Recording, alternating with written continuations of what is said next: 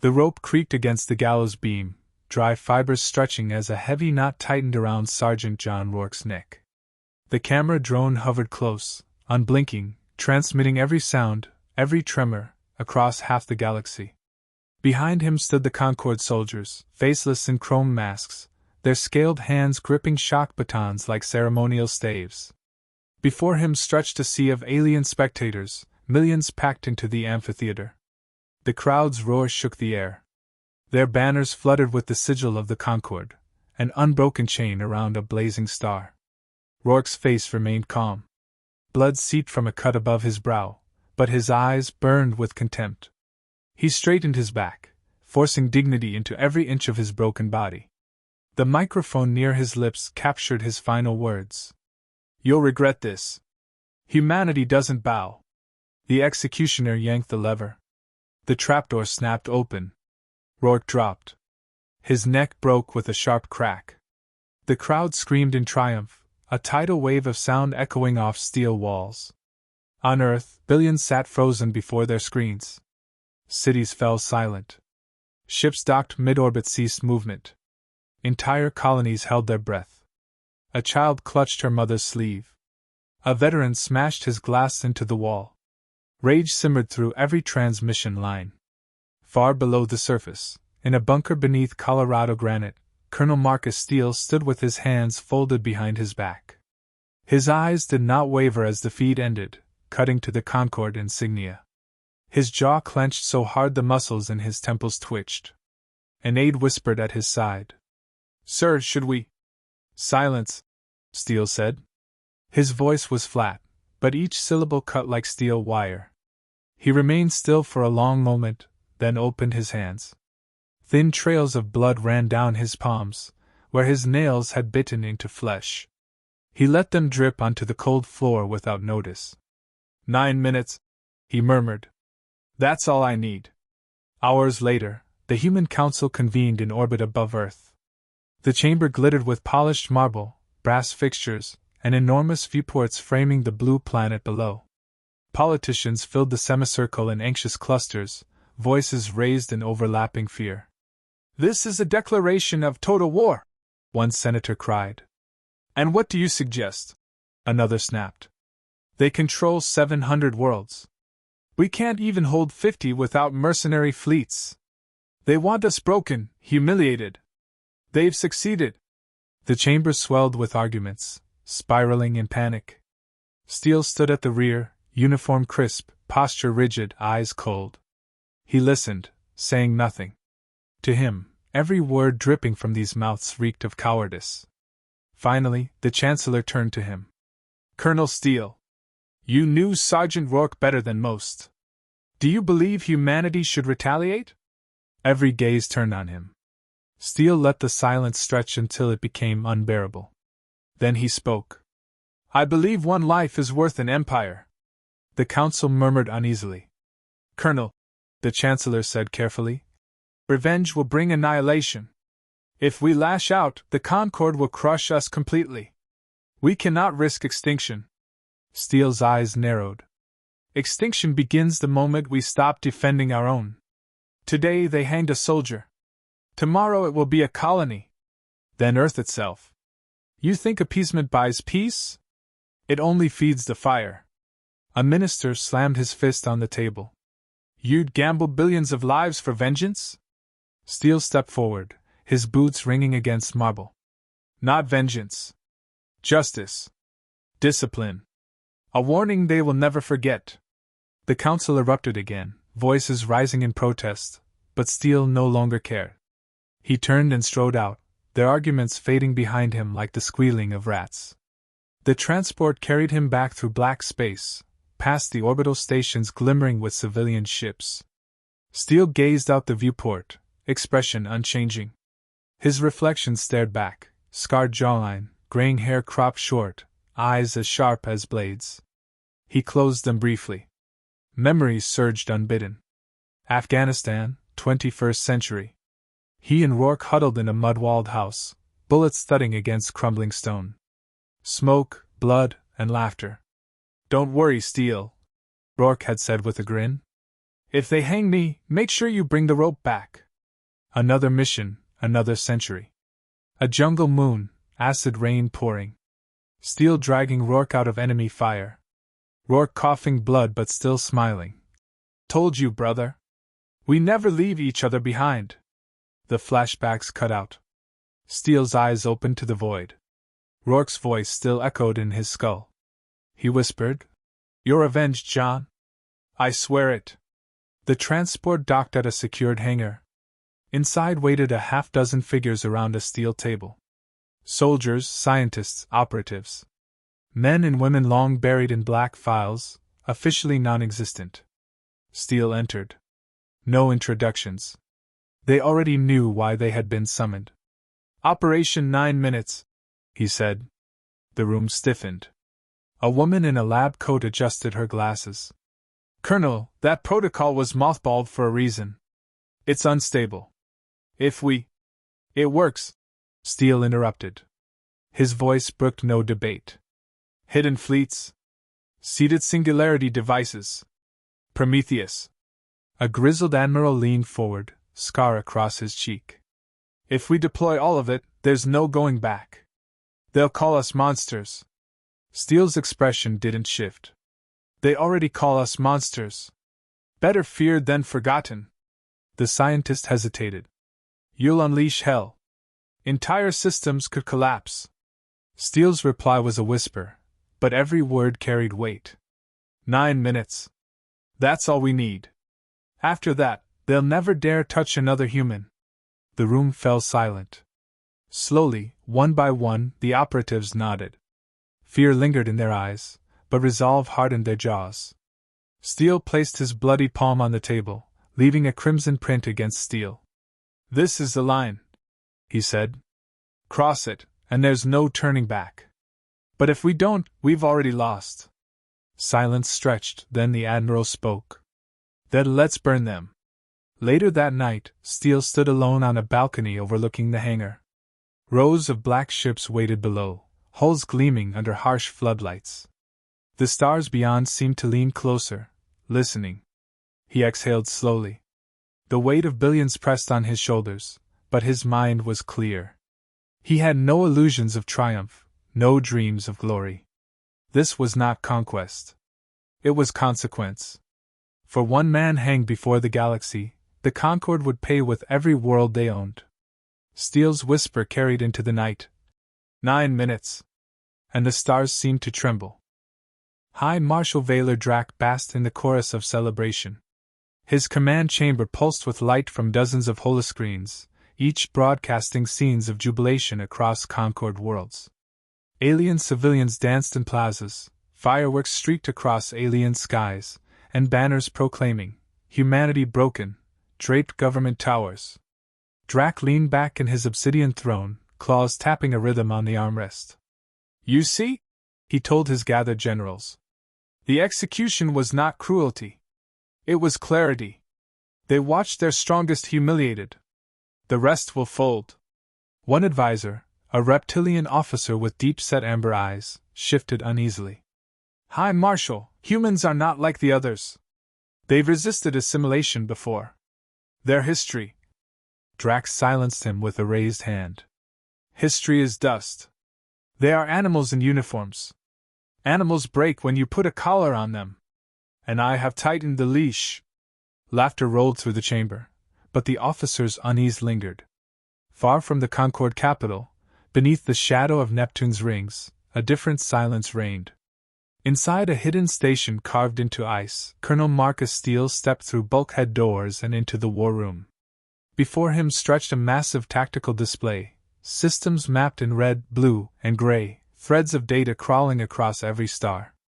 His operatives waited around the table. Admiral Keating, grizzled and steady, Dr. Yara Volkov, the scientist whose mind built weapons governments swore never to use, Commander Alvarez, his most trusted field leader, eyes sharp as razors. Steele walked straight to the table. "Status." Admiral Keating spoke first. "Sleeper fleets have been roused from Kuiper storage. 38 dreadnoughts, 80 escorts, crews all volunteer. Every man and woman knows what's at stake. Dr. Volkov adjusted her thin spectacles, voice clipped. Singularity devices are armed in 12-seated systems. Once triggered, they'll collapse the stars themselves. Concord shipyards, depots, and supply chains vanish instantly. Commander Alvarez crossed her arms. Saboteur cells report ready.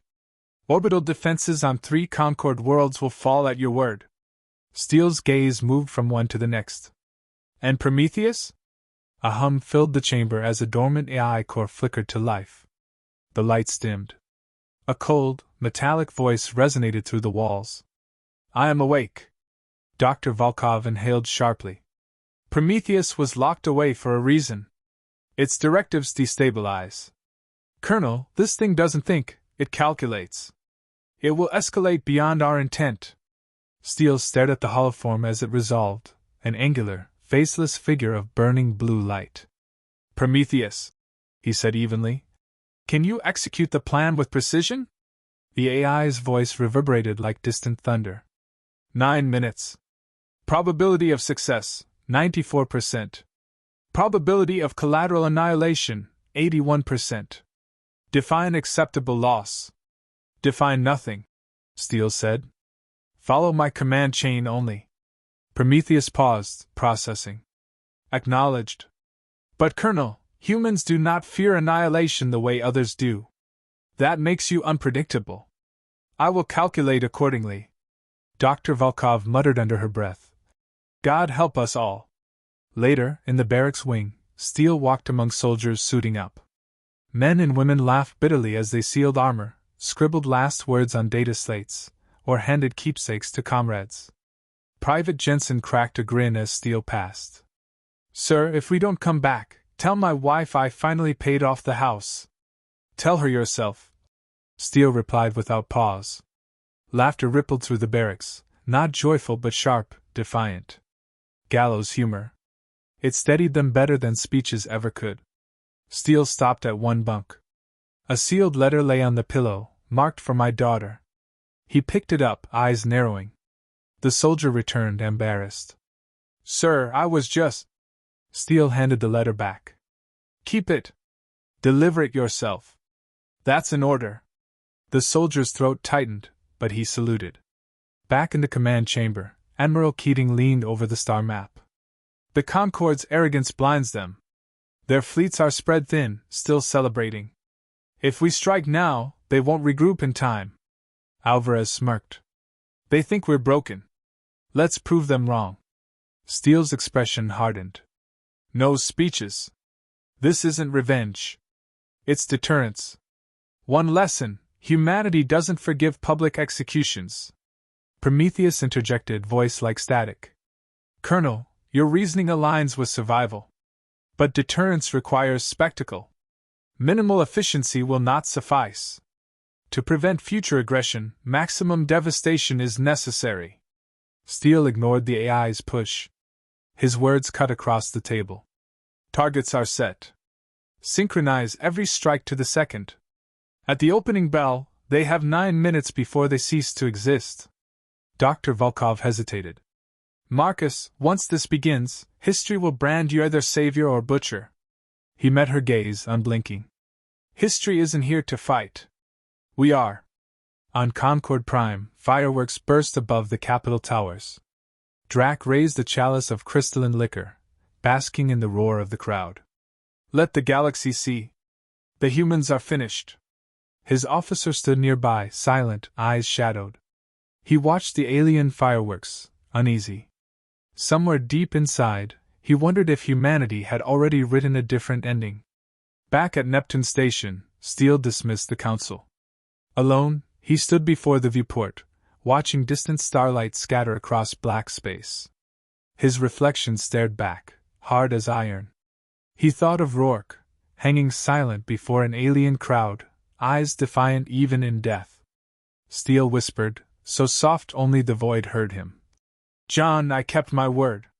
The station lights dimmed, and fleets began to move. 9 minutes until judgment. The Concord Capitol glittered under a sky filled with fireworks. Crowds chanted beneath towering spires, celebrating what they believed was the final humiliation of humanity. Music thundered through plazas, alien voices raised in triumph. High Marshal Drax stood on a balcony, arms spread to the cheering masses. "Tonight marks the end of the human question," he declared, voice amplified across 100 worlds. "Their spirit is broken. Their soldiers hang as warnings. Their colonies kneel." The crowd roared. And then, the stars went dark.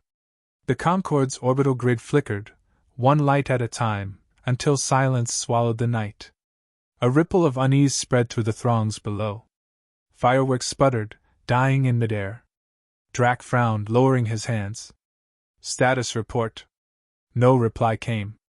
Then, faintly, alarms began to wail. Aboard Neptune Station, Marcus Steele stood over the tactical display. Red lights pulsed across the star map as timers synchronized. His officers watched, silent and pale. "Mark," Steele said. Prometheus's voice filled the chamber. "Commencing sequence. 9 minutes. Minute 1. Saboteur cells triggered across Concorde systems. Power grids collapsed. Orbital cannons fell silent. Entire fleets drifted helplessly as controls went dead. Civilian broadcasts cut to static. On Concorde Prime, chaos spread through the parade as the sky dimmed, banners dropping lifeless. Drac shouted orders, but his comms carried only static. Minute 2. Hidden human fleets burst from wormholes around Concorde shipyards. 38 dreadnoughts unleashed nuclear fire. Massive stations cracked open like eggs, fragments scattering into orbit. Docked warships never launched, destroyed before crews could react. In the command chamber, Alvarez grinned sharply. "Shipyards down. No reinforcements coming." Steele didn't smile. His eyes tracked the map, cold and steady. Minute 3. Singularity devices seeded years ago activated. In the Eridanus system, a star rippled unnaturally, surface boiling. Within moments it collapsed inward, dragging orbiting stations into a spiraling inferno. Entire Concorde supply chains vanished in seconds. Dr. Volkov whispered, "God help the civilians." Steele answered without looking up. "Rourke didn't get mercy. Neither do they." Minute 4. Prometheus spoke, voice sharpened. "Concorde fleet concentration detected near Zorith. Suggest annihilation. Execute," Steele ordered. Human warships dropped into the system, unleashing kinetic strikes the size of mountains. Fleet formations shredded. Survivors fled in panic, transmitting desperate pleas across dead channels. Minute 5. On Concorde Prime, crowds screamed as orbital defenses detonated from within. Human saboteurs, long hidden, triggered chain reactions across the capital's ring stations. Shards of burning metal streaked down into the atmosphere. Cities ignited. Drax stared at the falling fire. His generals babbled in fear. He roared above them. "Find the humans! Find them!" No one moved. Minute 6. Human fleets advanced deeper. Prometheus directed precision bombardments, erasing communication relays, data vaults, and command hubs. Entire sectors went silent. Alvarez murmured, "They can't talk to each other anymore." "Then they can't fight," Steele said.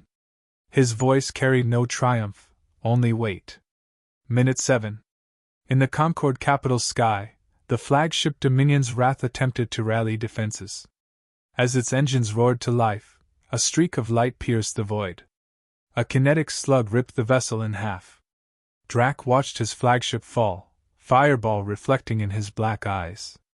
For the first time, silence filled his throat. Minute 8. Entire Concorde colonies burned.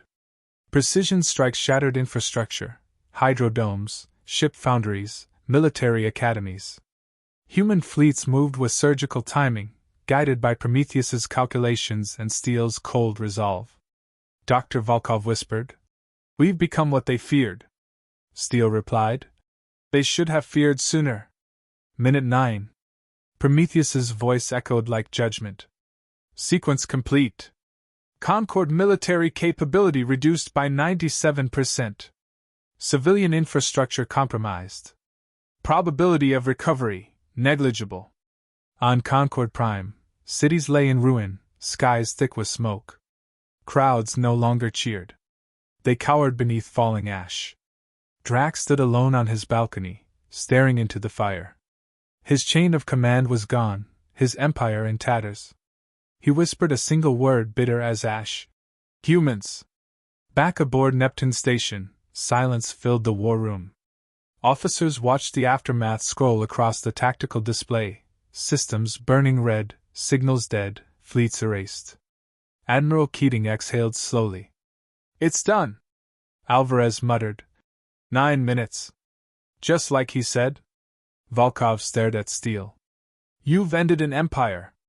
Steele remained motionless. His hands rested on the steel table, knuckles white. Finally he spoke, not to his officers, but to the void. You're avenged, John? Prometheus's hologram flickered. Colonel, the galaxy is watching. A message must be delivered. Steele raised his head, eyes like granite. Open every channel. The AI complied. Across shattered systems, surviving Concord citizens, allies, and enemies alike saw Marcus Steele appear on their screens, calm, bloodied, unyielding. His words rang out. One human life is worth your empire. You hanged one of ours, and in 9 minutes, we burned everything you owned. Remember this, humanity does not kneel. Ever. He cut the transmission. The war room stayed quiet. Outside the viewport, fleets drifted back into the dark. Steele stood alone, staring at the stars. No triumph, no smile. Only the weight of what had been unleashed. The galaxy would never forget.